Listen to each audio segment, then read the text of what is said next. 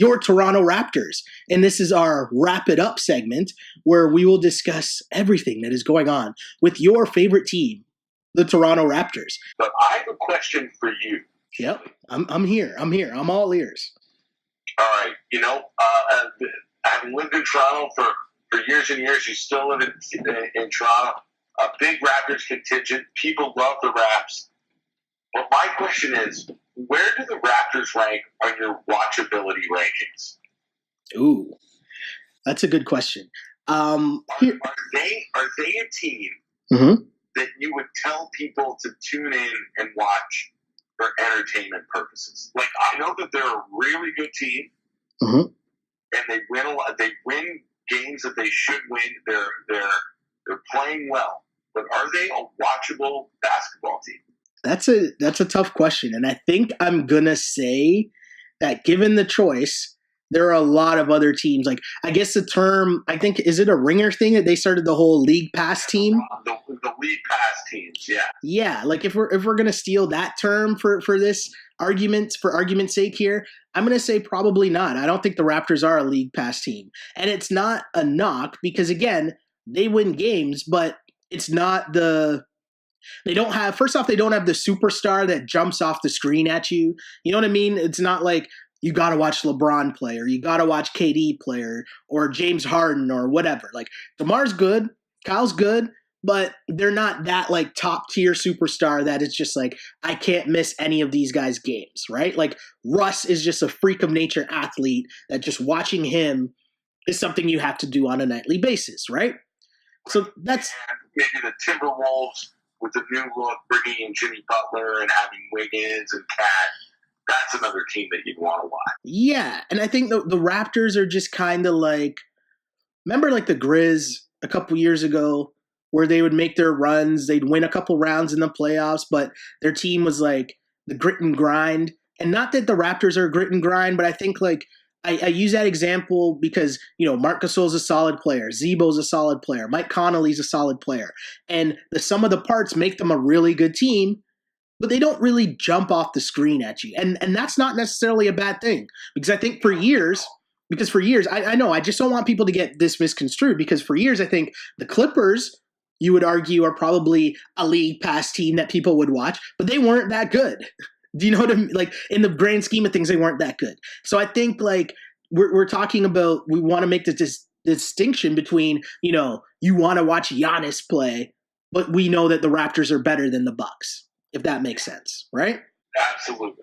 I mean, I hope I answered your question there. I know I tiptoed around it there because I know you're not trying to bash the Raptors because we're not trying to bash Raptors because you can't. They're third place in the East. Like they're getting it done. Some of the best basketball. I'd say behind the Rockets, the Celtics, the Warriors, and now Pistons have even dropped off. I would say that they're right up there in terms of power rankings of how well they're playing recently. Yeah, they're doing a great job. And it was really figured it out. It was interesting because a couple things here, right? Like we already talked about just the culture change and how we were kind of, not even just us, but I think a lot of people were hesitant to see how this was going to work, right? We're kind of, antsy to see how it would work, but I wasn't really sure how it would work. And there was a really good breakdown this week that was done by what's his name, Jonathan Tarks on the Ringer. Am I pronouncing his name right? Yeah, I think it's Tarks. Yeah. So it's called Toronto's Youth Movement is Keeping the Raptors from Extinction.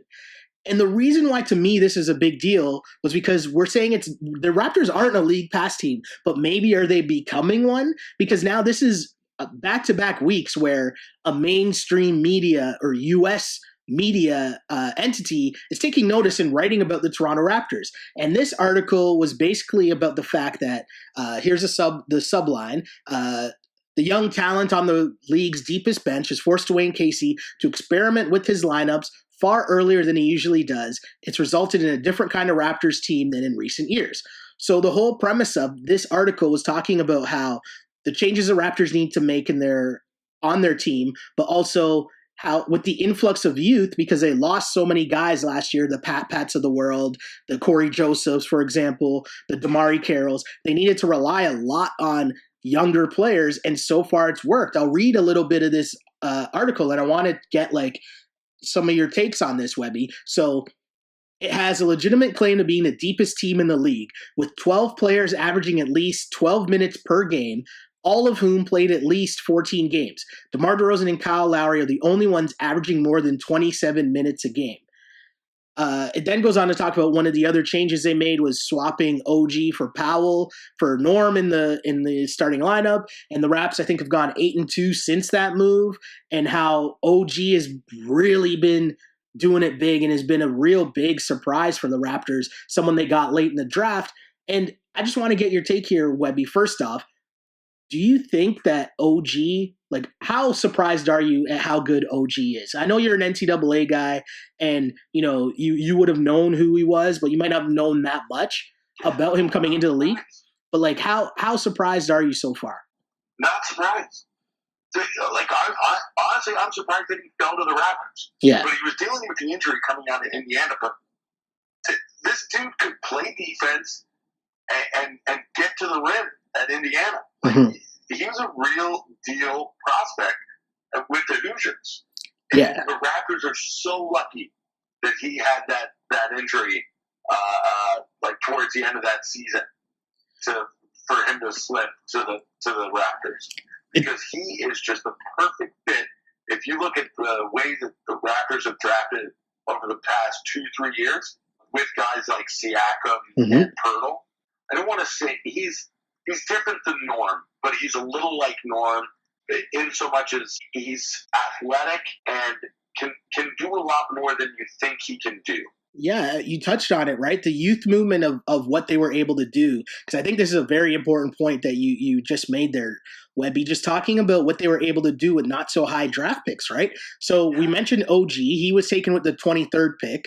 Norm, you also mentioned, he was a second-round pick at 46th overall. Then you got Pascal Siakam, which we'll also get to because they touched on him in that article as well. And remember, Freddie VanVleet, who's become a very key part of this team, he's an undrafted free agent. So those are like steals made by Masai Ujiri at like very like high value picks made by Masai Ujiri. Almost covers up the fact that Bruno is still 2 years away from being 2 years away in the D League. But we'll let that slide when you hit on 4 guys like that are key cogs in your rotation. Like that is crazy. And we praise Masai a lot. We call Masai a gangster, but like, I don't know if he gets enough praise for how he's been able to pull this move off of getting all these guys to fit in, because we're not even mentioning Jakob Poeltl because he was a quote-unquote high draft pick. You know what I mean? But how has Masai been able to do that? Like, it's a credit to him and the scouting staff, right? Yeah, it's just an eye for talent. And I mean, the VanVleet thing is crazy. I mean, this is a guy that you and I, like, I mean, I watch a little more college basketball than maybe the person next door to me here in London, Ontario. But Fred VanVleet was a guy who played for 4 years on a team that made it deep into the tournament every year. And how often do we see this in other sports with guys who get counted out because they're too small? Yeah. You can't count out the size of a guy's heart. I know it's cliche to say, but VanVleet being a real NBA player is, again, same with OG, not that big a surprise to me. Yeah, actually, Webby, it's so funny you bring this up because I was having this exact conversation with one of our buddies, Parco, earlier this week, like just a couple days ago, talking about Freddie VanVleet and how, as cliche as it sounds, the fact that he's played in these big time situations, right? He's played in like, Elite Eight, Sweet 16 games, like big time, high stakes basketball games where winning matters in comparison to a lot of NBA prospects where you have their one and done, right? Which means they probably only played one season, maybe got to the tournament, maybe played one game or two. And like the stakes between one tournament game to an Elite Eight tournament game, do you know what I mean? Once we're talking about that second weekend of the tournament, like the stakes are so much higher, right? There's just such another level of maturity to show that like you're not scared of anything. You're not afraid of any moment once you've been in that situation that Freddie Van Fleet and his boy, your boy Ronnie Baker, right? Like that, like that's so crazy when you're able to get, something that's not that prevalent anymore in the NCAA, those senior guards, right? But it's so cool to see these things work out for the Toronto Raptors because I feel like for a while there, they had moments where they weren't really getting that much from their draft picks, right? Where you think of the Joey Grahams and You don't have to look that far. Look at their starting center. Ooh, shots fired.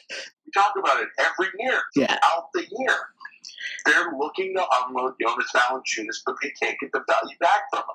So it's super interesting, but another part, like later on in that article, they talk about the most interesting lineup for the Toronto Raptors might be playing Siakam with Serge Ibaka at center, just because Siakam can play 4 or a small ball 5, and I mean the fact that Siakam at 6'9", 230, he can already guard. He can guard certain threes. He can obviously guard 4s and 5s, but it's just a ball movement type thing that, it's quicker paced than it would be with Jonas Valanciunas in the lineup.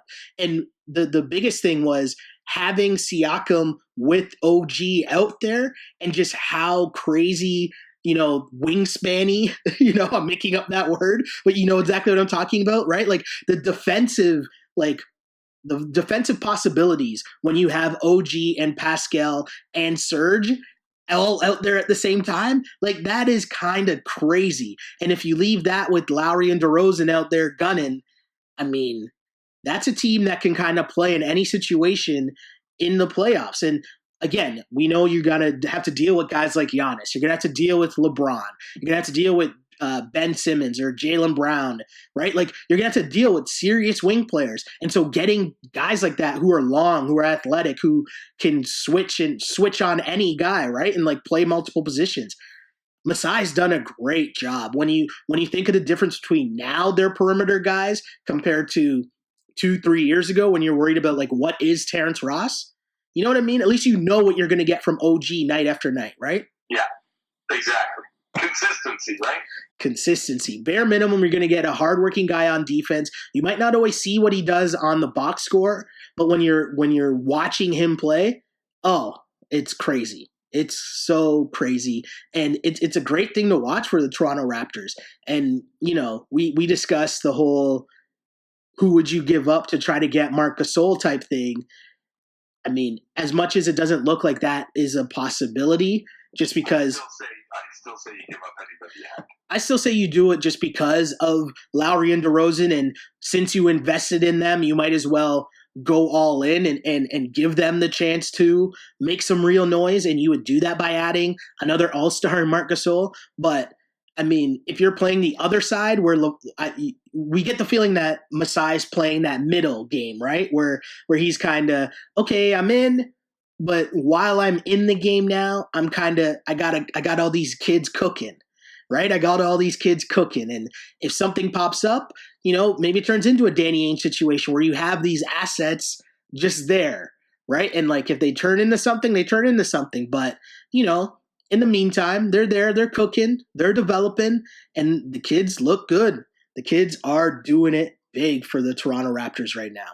It's one of those things now where we always got to trust in Masai. We cannot doubt Masai anymore, right? Those days, like not that we ever did, but there were a lot of people, we weren't the only ones, raising their eyebrows, kind of wondering like, is this really going to work? And No, I mean, a quarter of the way through the season, Masai looks like a genius. Absolutely. And they just had to get younger. They had to turn that culture around and try and keep up with what's going on in the NBA. And Masai's a smart guy with a great eye for talent. So we had to trust in Masai. You're absolutely right.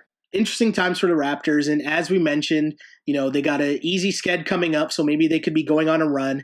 And again, check out that article right now on The Ringer. It's called Toronto's Youth Movement is Keeping the Raptors from Extinction. Check it out. Great read. A lot of great numbers and insights into exactly what Masai and company have done and how all the pieces have fit in perfectly so far this season.